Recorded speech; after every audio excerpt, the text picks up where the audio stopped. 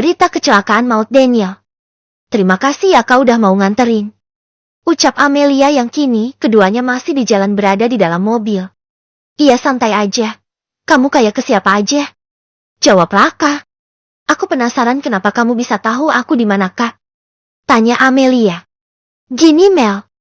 Maafin aku dulu ya sebelumnya. Sebetulnya tadi pagi aku tuh berniat ingin menemui kamu. Tapi pada saat aku sudah berada di dekat area rumah kamu, dari kejauhan aku ngelihat mobil kamu keluar dari pekarangan rumah. Aku yang penasaran langsung ngikutin mobil kamu dari belakang. Maaf ya tapi setelah aku tahu kamu kemana. Tadinya aku memutuskan berniat untuk pulang tapi tak lama kamu keluar lagi dari perusahaan itu dalam keadaan menangis. Aku melihat kamu mengemudi dengan kecepatan sangat tinggi. Aku khawatir terjadi sesuatu dengan kamu. Makanya aku terus ngikutin kamu sampai sejauh itu. Jawab Raka jujur. Kah? Aku merasa malu sekarang. Tidak ada yang bikin kamu malu. Mel, apapun yang akan kamu lakuin.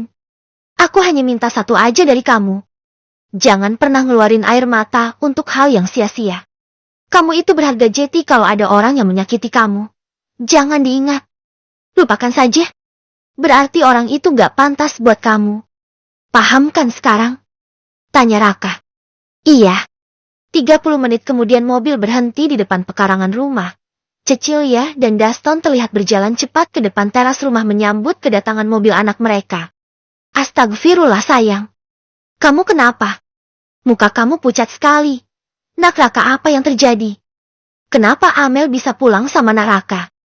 Cecilia langsung memberondong beberapa pertanyaan pada kedua sejoli yang baru saja turun dari mobil itu. Raka membantu memapah Amelia dari dalam mobilnya.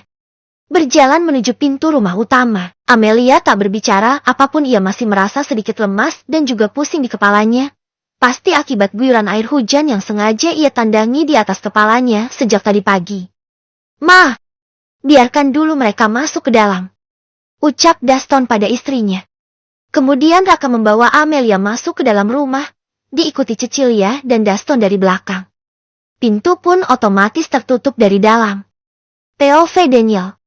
Halo bos, saya mau mengabarkan bahwa mobil milik kekasih Anda terdeteksi ada di jail. Sudirman menuju arah titik lokasi yang Anda kirimkan tadi siang untuk pemantauan, ucap anak buah Daniel di dalam telepon.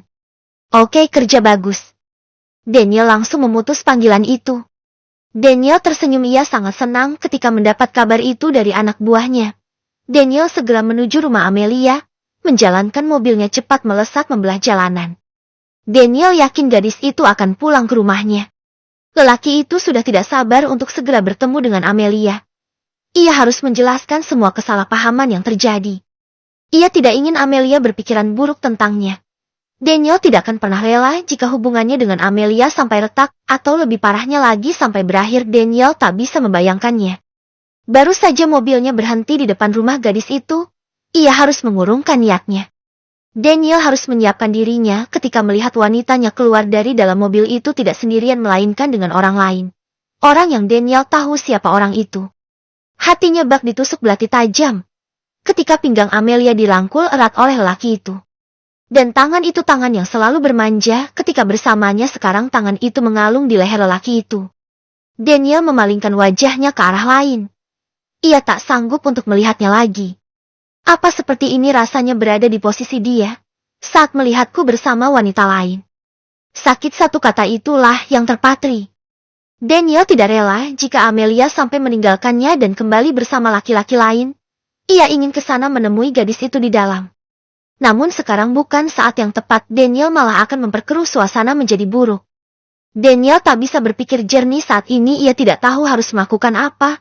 Ingin sekali ia ke sana melihat kondisinya, memeluknya sampai pagi, mencurahkan segala keresahannya. Bodoh. Dasar tidak berguna. Lihat dia sekarang sudah menjauh. Haha, kasihan sekali kau Daniel. Gara-gara kebodohanmu sendiri, dia sekarang sudah menjauh. Kau sudah kehilangan dia. Daniel meracau seperti orang gila, mengusap wajahnya dengan kasar, meninju dirinya sendiri dengan kepalan tangannya, melampiaskan semua amarahnya yang sedang memuncak. Ia cemburu, kesal, serba salah, untuk menangis pun rasanya malu sebagai laki-laki.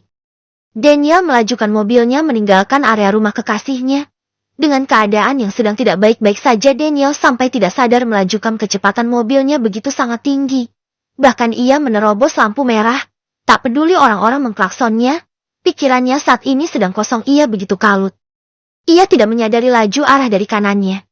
Ada sebuah truk melaju dengan kecepatan tinggi. Seketika kejadian itu tak berlangsung lama. Brukik! Semua orang panik, lalu lintas yang semula lancar tiba-tiba berubah menjadi padat. Orang-orang berhamburan ke arah lokasi kejadian. Riuh dari orang-orang bersahutan bergerumul melihat siapa yang tergeletak di aspal sudah bersimbah darah. Mobil yang semula mewah sudah hancur lebur terhantam truk. Semua orang yang menyaksikan langsung merekam kejadian itu. Tak lama kejadian itu sudah tersanter di mana-mana. Dengan kekuatan era digital canggih masa kini, berita itu sudah menyebar luas. Tak lama polisi datang menggaris kuning tempat kejadian. Bersamaan dengan itu ambulans pun datang, korban yang berjatuhan segera diangkat menuju rumah sakit. Wew. Begitulah suara bunyi ambulansnya. Hehe. Ambulans berhenti di rumah sakit Cipto Mangunkusumo. Dokter dan suster sudah bersiap ketika mendapatkan laporan dari pihak polisi bahwa ada korban kecelakaan. Ketika ambulans tiba, para petugas rumah sakit segera berlarian mendorong berangkar ke dekat ambulans. Korban diangkat dan dipindahkan ke berangkar. Korban dimasukkan ke ruang unit gawat darurat untuk segera ditangani oleh dokter. Di tempat lain. Breaking news. Sebuah truk bermuatan buah hantam mobil mewah Range Rover di jalan dalam kota. 1 orang tewas di tempat, 2 diantaranya dilarikan ke rumah sakit terdekat. Beginilah kondisi tempat kejadian. Ya Allah, Pah, bukankah itu mobil Daniel? Dan orang ini, astagfirullah, Pah, ini Daniel, Pah, coba lihat ini. Tunjuk Cecilia memperlihatkan berita di dalam ponselnya pada Daston dan terlihat video yang memperlihatkan kejadian di tempat terjadinya kecelakaan itu sedang berlangsung. Iya, Mah. Itu Daniel, astagfirullah, Mah, siapa yang tewasnya, Mah? Coba lihat lebih jelas lagi beritanya. Ucap Daston pada istrinya. Apa? Tewas? Kecelakaan? Daniel? Tidak mungkin. Tidak mungkin. Tidak mungkin. Itu tidak mungkin. Amelia yang baru saja akan mengambil minum ke dapur dari bawah tangga mendengar percakapan kedua orang tuanya. Lesu seketika menutupi telinga dengan kedua tangannya. Pandangannya seketika menjadi buram dan terlihat gelap. Amelia ambruk pingsan dan tergeletak begitu saja di bawah anak tangga. Bleh! Pas, suara apa itu? Cecilia terkejut mendengar bunyi seperti benda terjatuh dari arah belakang. Keduanya berlari melihat ke arah sumber suara itu. Amel! Papa Amel, kenapa bisa seperti ini? Pasti dia mendengar percakapan kita tadi, Pak. Cecilia menangis tak kuasa menahan air matanya melihat anaknya jatuh pingsan tak berdaya. Amelia pasti sangat syok dengan berita itu. Daston mengangkat putrinya ke sofa ruang tamu. Cecilia memberi minyak gosok hangat pada tubuh putrinya.